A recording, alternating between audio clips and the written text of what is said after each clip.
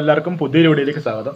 അപ്പോൾ നമ്മുടെ ഇന്നത്തെ വീഡിയോ ഒരു ഫിഷിംഗ് വീഡിയോ ആണ്. അപ്പോൾ നമ്മൾ ഒരുപാട് നാളായ ഒരു ഫിഷിംഗ് വീഡിയോ ചെയ്തിട്ട്, അപ്പോൾ ഇന്ന് നമ്മളിവിടെ അടുത്തുള്ള ആറ്റിൽ വല വീശാനായിട്ട് പോകാം.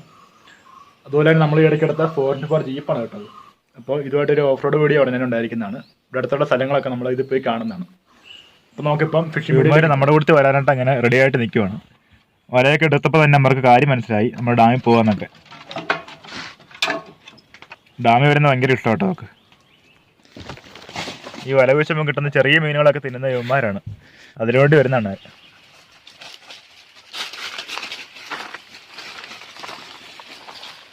ഈ നിൽക്കുന്ന ഈറ്റയൊക്കെ തിന്നാനായിട്ട് മിക്കപ്പോഴും തന്നെ ആന വരുന്നതാണ്. ഈറ്റയൊക്കെ ഒടിച്ചിട്ടിരിക്കുന്ന ആന കേട്ടോ. അപ്പോൾ നമ്മളിപ്പോൾ ഡാമിൽ എത്തിയിരിക്കുകയാണ്. അപ്പോൾ ഇപ്പം നമുക്ക് ഡാമിൽ വല വീശാനായിട്ട് പറ്റില്ല, കുറച്ചും കൂടെ വെള്ളം ഇറങ്ങി മാത്രമാണ് ഡാമിൽ വല വീശാനായിട്ട് വരത്തുള്ളൂ. അപ്പോൾ ഇതിൻ്റെ മുകളിലൊരു തോടുണ്ട്, അപ്പോൾ അവിടെയാണ് നമ്മൾ വല വീശാനായിട്ട് പോകുന്നത്.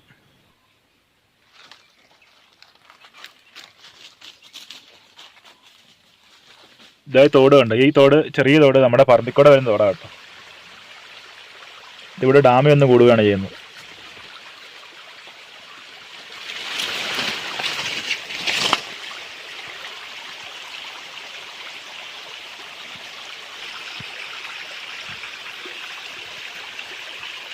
ഇത് ആന പോയ വഴിയാണ് കേട്ടോ, നേരത്തെ എപ്പോഴാണ് പോയതാണ്.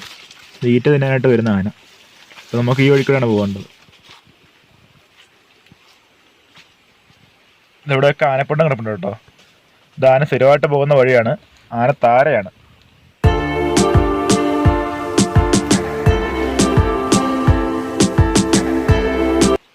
ഇതുപോലെ എനിക്ക് സൈഡിൽ നിൽക്കുന്ന ചണ്ടക്കോബയാണ്, അത് തിന്നാനായിട്ടും ഒക്കെ വരുന്നുണ്ട്. അതൊക്കെ ഭയങ്കര ഇഷ്ടമാണ് എനിക്ക്.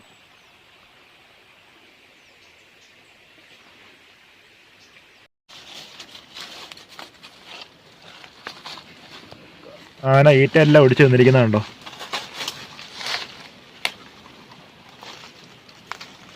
അങ്ങനെ നമ്മളിത് തോട്ടിലേക്ക് എത്താറായി.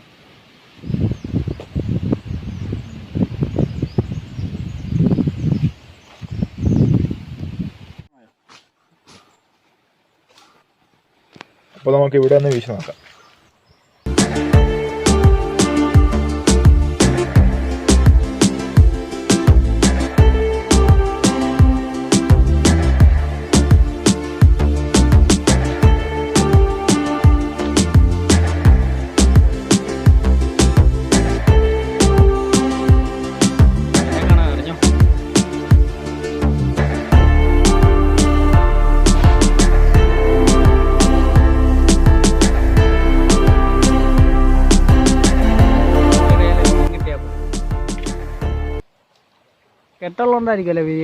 ആദ്യത്തെ വീശിനെ നമുക്ക് വളരെ കുറച്ച് മീനെ കിട്ടിയുള്ളൂ, ഒരു ചെറിയ പള്ളത്തിയാട്ടോ. പിന്നെ ഉള്ളത് കളഞ്ഞോൻ, കല്ലാമുട്ടി, അങ്ങനെയുള്ള കുറേ മീനുകളാട്ടോ.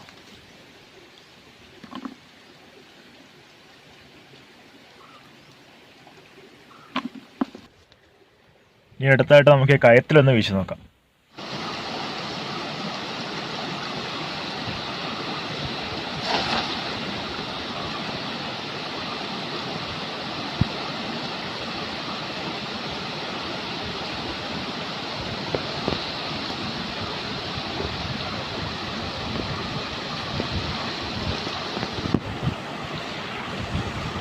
ഇതിന് നമുക്ക് 5-6 കണഞ്ഞാൽ മാത്രമേ ഉള്ളൂ കേട്ടോ.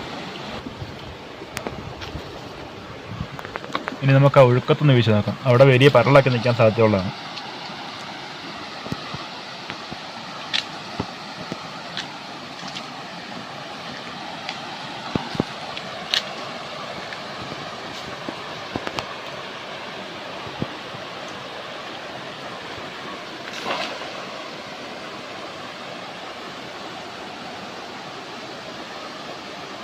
അടിപൊളി. ഈ വീശിനെ നമുക്ക് കിട്ടിയത് നല്ല മുഴുത്ത മീനാണ് കേട്ടോ, വലിയ പരല മൊത്തം. ഇതിനൂടെ പറയുന്നത് ഒരു മഞ്ഞമത്തി എന്നാണ് കേട്ടോ. നല്ല സൈസ് മീനുകളെല്ലാം.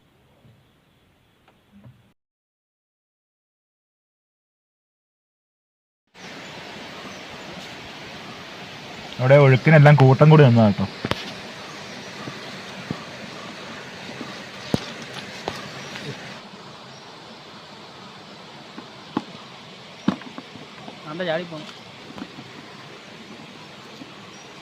ഇതാട്ടോ മഞ്ഞമത്തി എന്ന് പറയുന്ന മീൻ.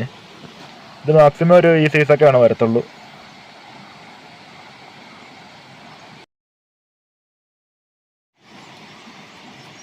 ഈ തോടിൻ്റെ പേര് കണ്ണങ്കയ എന്നാണ് കേട്ടോ. ഇതിന് അങ്ങനെ ഒരു പേര് വരാൻ കാരണം ഇവിടെ ഒരു പാറയിൽ കൊത്തി കണ്ണൻ ദേവെന്ന് എഴുതി വെച്ചിട്ടുണ്ട്. ഇത് കുറേ വർഷങ്ങൾക്ക് മുമ്പ് എഴുതിയതാണ്. പക്ഷേ ഇപ്പോൾ ഇത് വെള്ളത്തിൻ്റെ അടിയിലാണ്. ഒരു 2-3 ആഴ്ച കഴിഞ്ഞാൽ അവിടെ വെള്ളം ഇറങ്ങും. അപ്പം വെള്ളം ഇറങ്ങുന്ന ടൈമിൽ അതും കൂടെ കാണിച്ചു തരുന്നതാണ്. അപ്പോൾ ഇനി നമുക്ക് ഇതിലെ മുകളിലേക്ക് കയറാം. മുകളിൽ ചെറിയ ചെറിയ കാര്യങ്ങളൊക്കെ ഉണ്ട്. അപ്പോൾ അവിടെയൊക്കെ ഒന്ന് വീശി നോക്കാം.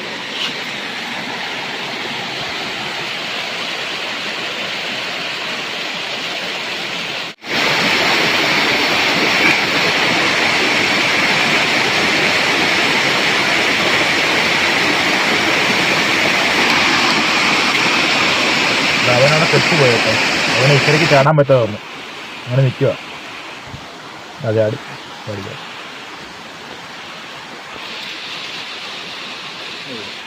അങ്ങനെ നമ്മൾ അടുത്ത ലൊക്കേഷനിലേക്ക് വന്നു. ഇനി കുറച്ച് നേരം നമുക്ക് ഇവിടെ വീശി നോക്കാം.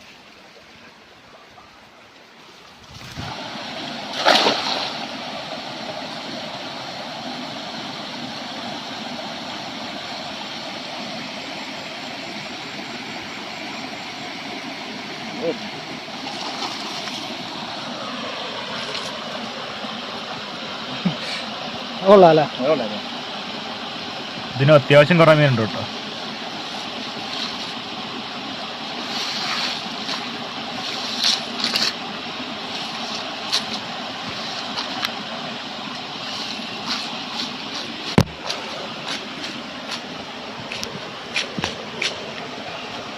മകര വെച്ച് കല്ലാമുട്ടിയാണ് കൂടുതലും. കല്ലാമുട്ടി, പരൽ എല്ലാം ഉണ്ട്.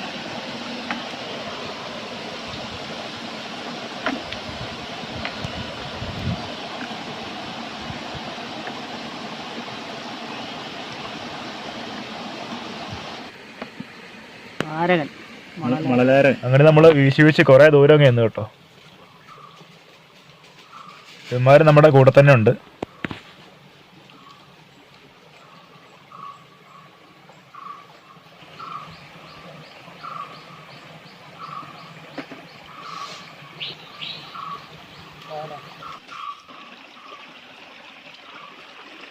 നമുക്ക് ഇത്ര നേരം വീശിയപ്പോൾ കിട്ടിയ മീനുകളാട്ടത്. ഏകദേശം 1.5 കിലോ മീനുണ്ടെന്ന് തോന്നുന്നു.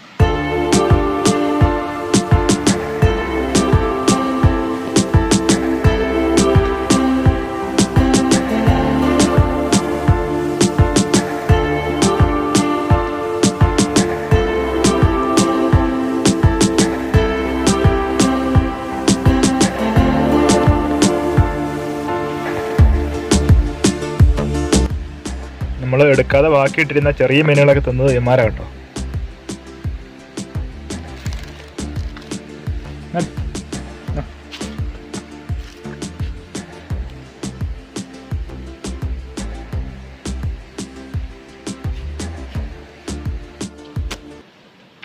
ഇത് നമുക്ക് വല വീശിപ്പോൾ കിട്ടിയൊരു കായ കേട്ടോ. ഇതിൻ്റെ പേര് ഒറ്റവരിക്ക എന്നാണ്. ഇത് നേരത്തെയൊക്കെ നല്ല വില ഉണ്ടായിരുന്നതാണ്. ഒരു 1 ലക്ഷത്തിന് മുകളിൽ നേരത്തെയൊക്കെ വില ഉണ്ടായിരുന്ന കായാണത്. രുദ്രാക്ഷക്കായാണത്. ഇത് കഴിവെടുത്ത് കാണിക്കാം. ഇത് കുടവാക എന്ന് പറയുന്ന ഒരു മരത്തിൻ്റെ കായ കേട്ടോ. ഇത് ഒരു മരത്തിൽ ഏകദേശം ഒരു 3-4 കായാണ് ഈ ഷേപ്പിലുള്ളത് കിട്ടുകയുള്ളൂ. ഈ ഷേപ്പിലുള്ള കായ്ക്ക് നല്ല വിലയാണ്. ഇപ്പോൾ വില ഉണ്ടോ എന്ന് എനിക്കറിയത്തില്ല. പണ്ടൊക്കെ ഒരു 1 ലക്ഷത്തിനും ഇതേ വില ഉണ്ടായിരുന്ന കായാണ്. പക്ഷെ അന്നൊന്നും ഈ കായ നമുക്ക് കിട്ടിയിട്ടുമില്ല. ഇതേ ഷേപ്പിലുള്ള കായ എന്ന് പറഞ്ഞാൽ റെയറാട്ടോ. ക്ഷേത്രങ്ങളിലൊക്കെയാണ് ഈ കായ ഉപയോഗിക്കുന്നത്.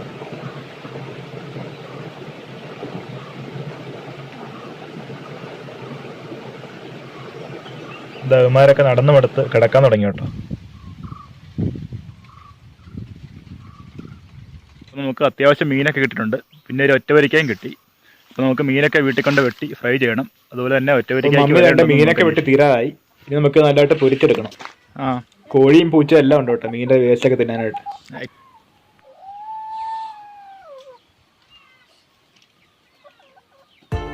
ഇപ്പോൾ മീനൊക്കെ നന്നായിട്ട് വെട്ടി റെഡിയാക്കി എടുത്തിട്ടുണ്ട്. ഇനി ഇത് പൊരിച്ചെടുക്കണം നന്നായിട്ട്. അപ്പോൾ മീൻ പൊരിക്കാനായിട്ട് നമ്മൾ മുളക് പൊടി, ഉപ്പ്, പിന്നെ കുരുമുളക് പൊടി ഇത്രയാണ് കേട്ടോ എടുക്കുന്നത്. പിന്നെ ഒരു കുറച്ച് മഞ്ഞൾപ്പൊടിയും കൂടി. ഇനി നമുക്കിത് കുറച്ച് വെള്ളം കൂടെ ചേർത്ത് മിക്സ് ചെയ്തിട്ട് മീനിലേക്ക് തേച്ച് പിടിപ്പിക്കുകയാണ്. വെള്ളം ചേർക്കുമ്പോഴത്തേക്ക് ഇത് നന്നായിട്ട് മീനിലേക്ക് പിടിക്കും.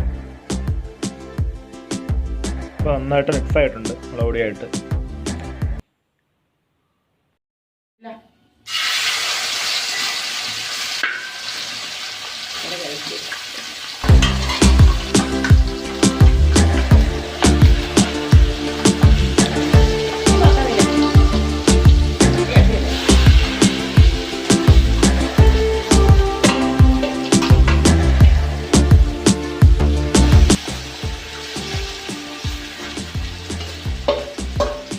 അപ്പോൾ നമ്മുടെ ഇന്നത്തെ വീഡിയോ ഇത്രയേ ഉള്ളൂ.